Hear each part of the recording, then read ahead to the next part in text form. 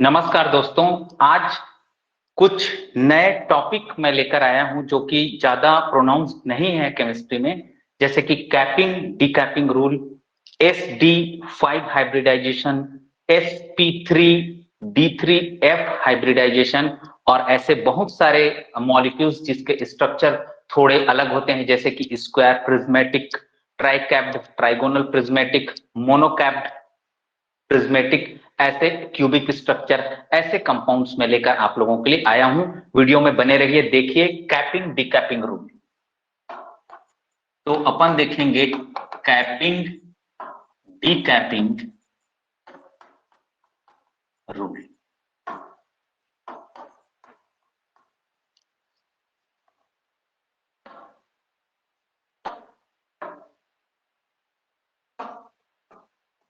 तो इसमें क्या है, जैसे कि मैं नॉर्मल ऑक्टाहेड्रल बनाता हूं तो नॉर्मल ऑक्टाहेड्रल को ऐसे बनाता हूं। ये हो गया हमारा ऑक्टाहेड्रल, एल एल और एल, इसको बोलेंगे ML6। ये क्या है? ऑक्टाहेड्रल है। ये क्या है भाई? ऑक्टाहेड्रल है। कोई लाइट कलर का पेन ले लेता हूं और चलिए, ये क्या है हमारा? ऑक्टाहेड्रल। ये है ऑक्टाहेड्रल। तो ऑक्टाहेड्रल इसको बोलेंगे हम, ये क्या है? क्लोजो। ये क्या है? क्लोजो है। क्लोजो में जब एक लिगेंड को मैं कम कर दूं तो ये बन जाएगा ML5। इसको बोलेंगे हम लोग mono dicapped, mono dicapped octahedral, mono dicapped octahedral. इसी को बोलेंगे हम लोग क्या? नीडो। इसी को क्या बोलेंगे हम लोग? नीडो। फिर ML5 में एक और लिगेंड कम कर देंगे तो ये हो जाएगा ML4। इसी को बोलेंगे डाई डीकैप्ड ऑक्टाहेड्रल। क्या बोलेंगे? डाई डीकैप्ड ऑक्टाहेड्रल बोलेंगे। और इसी को बोलेंगे अरेक्नो। क्या बोलेंगे हम लोग? अरेक्नो स्ट्रक्चर। इसी में एक लिगेंड और कम कर दे तो क्लोजो, नीडो, अरेक्नो, अब क्या बन जाएगा? हाइपो। क्या बन जाएगा? हाइपो। इसको बोलेंगे ट्राई डीकैप्ड ऑक्टाहेड्रल। फिर अगर हम लोग डीकैप्ड मतलब एक एक लिगेंड को कैप से हटा रहे हैं, कैप मतलब टोपी, तो एक एक लिगेंड को हटा रहे हैं हम लोग। यहां पर क्या करेंगे, अगर हम लोग एक लिगेंड जोड़ दें तो ये क्या बन जाएगा? ML7। इसको बोलेंगे हम लोग हाइपर क्लोजो। क्या बोलेंगे? हाइपर क्लोजो, या बोलेंगे मोनोकैप्ड ऑक्टाहेड्रल। क्या बोलेंगे? मोनोकैप्ड ऑक्टाहेड्रल। ऐसे ही एक और लिगेंड जोड़ देंगे तो हाइपर क्लोजो के बाद होता है सुपर क्लोजो। क्या हो जाएगा? हाइपर क्लोजो के बाद super closo, dicapped octahedral. Hyper closo के बाद सुपर क्लोजो, ठीक है ना? तो यहां पर किधर हम लोग लिगेंड को जब कम कर रहे थे तो क्लोजो से नीडो, नीडो से अरेक्नो, अरेक्नो से हाइपो, हाइपो में एक लिगेंड और कम कर दें तब क्या बन जाएगा? क्लैडो। क्या बन जाएगा भैया? क्लैडो। तो ये है कैपिंग डीकैपिंग का रूल। इसमें भी आपको पूछा जा सकता है, ऑक्टाहेड्रल को आप मानना क्लोजो, एक लिगेंड कम कर देगा तो नीडो, फिर और एक लिगेंड कम कर देगा तो अरेक्नो, फिर एक लिगेंड कम करेगा तो हाइपो, फिर एक लिगेंड कम कर देगा तो क्लैडो। तो ये ML6, ये ML5, फिर ML4, ये ML3, फिर ये हो जाएगा क्लैडो ML2। बिल्कुल नोट कर लेंगे आप लोग, इसको वीडियो रोक के नोट कर लेंगे भाई, बहुत इंपॉर्टेंट टॉपिक है। चलिए, अब हम लोग चलते हैं कुछ यूनिक कंपाउंड के हाइब्रिडाइजेशन और स्ट्रक्चर पे। देखिएगा ध्यान से।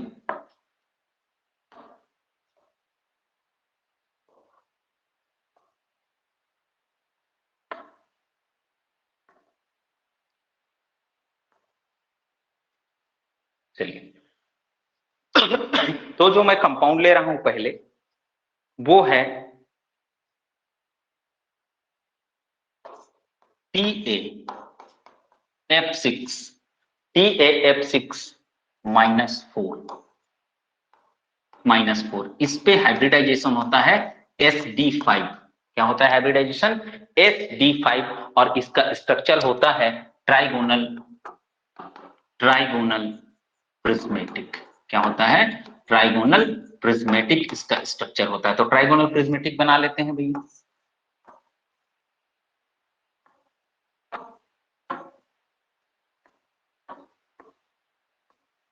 तो लिगेंड यहाँ यहाँ यहाँ रहेंगे, यहाँ पे यहाँ पे यहाँ पे, है ना।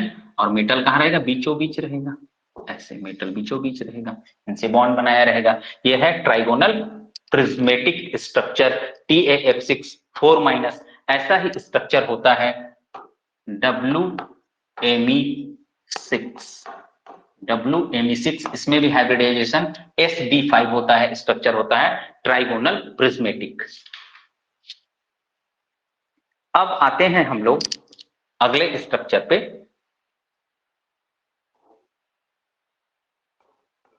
TaF7। TaF7 इसमें जो हाइब्रिडाइजेशन होता है, इसमें हाइब्रिडाइजेशन होता है sp3d3 होता है, sp3d3 होता है। इसका स्ट्रक्चर होता है मोनोकैप्ड ट्राइगोनल प्रिज्मेटिक। क्या होता है, मोनोकैप्ड ट्राइगोनल प्रिज्मेटिक इसका स्ट्रक्चर होता है। ये प्रिज्मेटिक हो गया, ट्राइगोनल प्रिज्मेटिक। अब मोनोकैप्ड बोला है तो यहाँ मेटल से एक और लिगेंड लगा देना, और 6 लिगेंड और लगे थे पहले से, ये देखिए ये 7वां लिगेंड है। तो एक कैपिंग हो गया, इसको बोलेंगे मोनोकैप्ड ट्राइगोनल प्रिज्मेटिक। मोनोकैप्ड ट्राइगोनल प्रिज्मेटिक इसका स्ट्रक्चर होगा। अगले कंपाउंड पे हम लोग आते हैं। अब अगला जो कंपाउंड है, अगला कंपाउंड देखो IF8 1-। इसका जो स्ट्रक्चर होता है वो होता है square prismatic, square anti prismatic, sorry square anti prismatic. Hybridization इसमें होता है sp3d4। हाइब्रिडाइजेशन क्या होता है इसमें, sp3d4। स्क्वायर एंटी प्रिज्मेटिक, तो स्क्वायर प्रिज्मेटिक के 2 पार्ट होते हैं, देखना ध्यान से, ये और, तो इसको हम लोग ऐसे मिलाएंगे चारों बॉन्ड को ऐसे। तो अगर स्क्वायर एक दूसरे को ढके हुए होंगे तो इसका एक पार्ट जैसे एक दूसरे को ढका हुआ कैसे बनाऊं मैं, ये एक दूसरे को ढका हुआ है, एक के ऊपर एक, ऐसा हम लोग देख रहे हैं। इसको बोलेंगे एक्लिप्स्ड। क्या बोलेंगे, एक्लिप्स्ड। और एक दूसरे से क्या हो, बिल्कुल ढका ना हो, तो इसको बोलते हैं हम लोग, इसको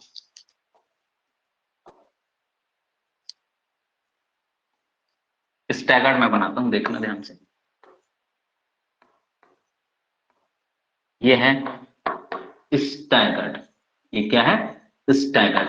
तो एक्लिप्स्ड में अगर हम लोग ग्रुप थ्योरी में जाएंगे, स्क्वायर प्रिज्मेटिक एक्लिप्स्ड स्ट्रक्चर, तो यहाँ पर D4H पॉइंट ग्रुप आएगा, और यहाँ पर क्या आ जाएगा भैया, D4D पॉइंट ग्रुप आ जाएगा। तो मैं यहाँ पर ग्रुप थ्योरी भी बता दिया आपको, पॉइंट ग्रुप यहाँ क्या आ जाएगा, D4H एक्लिप्स्ड में, स्टैगर्ड में D4D आ जाएगा। IF8 का स्ट्रक्चर क्या हो जाएगा, स्क्वायर एंटी प्रिज्मेटिक, मतलब प्रिज्म जो है ना उसको क्या होगा, थोड़ा सा ट्विस्ट कर देंगे, ऊपर का स्क्वायर और नीचे के स्क्वायर को थोड़ा ट्विस्ट कर देंगे, स्टैगर्ड टाइप का कर देंगे। तो इसका स्ट्रक्चर क्या होता है, स्क्वायर एंटी प्रिज्मेटिक। स्ट्रक्चर क्या होता है, स्क्वायर एंटी प्रिज्मेटिक स्ट्रक्चर इसका होता है। चलिए आगे चलते हैं, और आगे अब देखेंगे हम लोग ये कंपाउंड मॉलिब्डेनम का साइनाइड के साथ ऐसे। ये जो कंपाउंड है,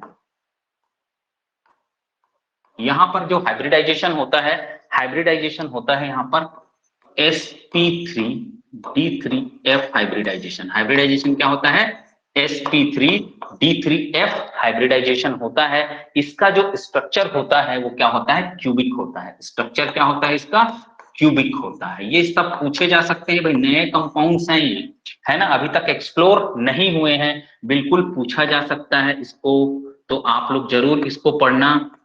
भाई कहां से क्वेश्चन लाएगा एग्जामिनर, ये 8 कोनों पे क्या रहेंगे भाई, लिगेंड लोग रहेंगे यार, बीच में मेटल रहेगा, है ना, 8 कोनों पे लिगेंड रहेगा, बीच में क्या रहेगा, मेटल रहेगा या सेंट्रल एटम रहेगा, तो इसको एम से दिखा दूं, और इस 8 कोनों पे क्या रहेंगे भाई, लिगेंड रहेंगे 8 कॉर्नर्स पे, क्यूबिक स्ट्रक्चर रहेगा किसका, इसका हाइब्रिडाइजेशन क्या होगा, sp3d3f हाइब्रिडाइजेशन।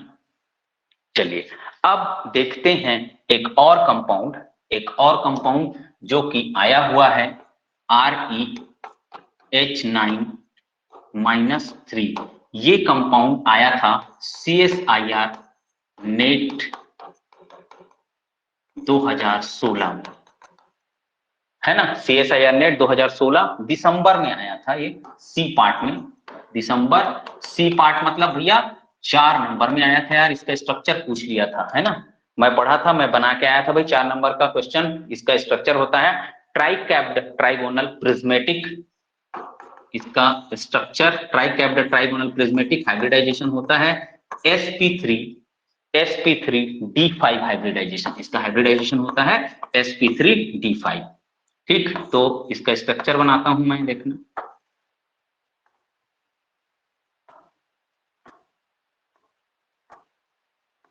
ये ट्राइगोनल प्रिज्मेटिक हो गया, और 3 कैपिंग करना है इस पे, 3 कैपिंग, तो 1 कैप, 2 कैप और 3 कैप, तो ये लिगेंड लिगेंड लिगेंड 3 हो गया लिगेंड, 4 लिगेंड, 5 लिगेंड, 6 लिगेंड, और ये 7 लिगेंड, 8 लिगेंड और 9 लिगेंड, रीनियम यहाँ बीच में रहेगा, है ना, इसको बोलते हैं ट्राइकैप्ड ट्राइगोनल प्रिज्मेटिक। कौन सा स्ट्रक्चर है, ट्राइकैप्ड ट्राइगोनल प्रिज्मेटिक, कैपिंग बढ़ गया है, कितना कैप लग गया है इस पे, 3 ट्राइकैप, इसलिए उसको बोलते हैं ट्राइकैप ट्राइगोनल प्रिज्मेटिक। ठीक है भाई, चलिए ये हो गया। एक और कॉन्सेप्ट आप लोगों को बताता हूं, मैं, वो है पॉलीटोपल एलागोनल आइसोमेरिज्म। क्या,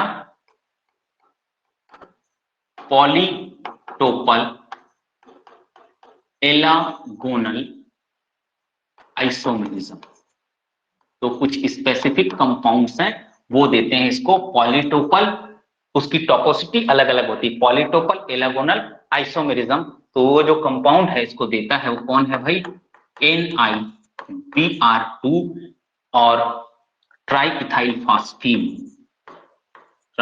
फास्फीन 2।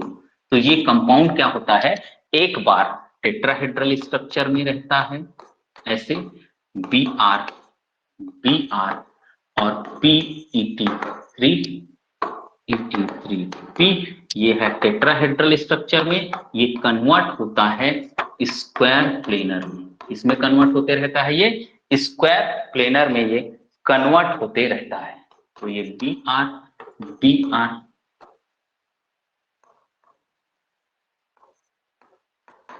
PET3 और PET3, तो ये है स्क्वायर प्लेनर स्ट्रक्चर। तो ये कंपाउंड जो है किसमें, टेट्राहेड्रल और स्क्वायर प्लेनर में इंटर कन्वर्टिबल होता है, इस आइसोमेरिज्म, इस इंटर कन्वर्जन को बोलते हैं पॉलीटोपल एलागोनल आइसोमेरिज्म। ऐसे ही और कुछ इंटरेस्टिंग टॉपिक्स के साथ मैं वीडियो लाते रहूंगा, जुड़े रहिए मेरे साथ, चैनल को लाइक शेयर और सब्सक्राइब करना मत भूलें, जितने से ज्यादा लोगों तक हो सके केमिस्ट्री के स्टूडेंट्स, केमिस्ट्री के जानकारों तक ये वीडियो पहुंचाएं, है ना भाई, और जितने भी एस्पायरेंट्स तैयारी कर रहे हैं उनको बहुत बहुत शुभकामनाएं, बहुत अच्छे से तैयारी करें, लगे रहें तैयारी में, दिन रात मेहनत करें, है ना भाई, मेहनत का कोई दूसरा रास्ता नहीं है, मेहनत करेंगे तभी आप लोगों को सफलता मिलेगी। All the very best.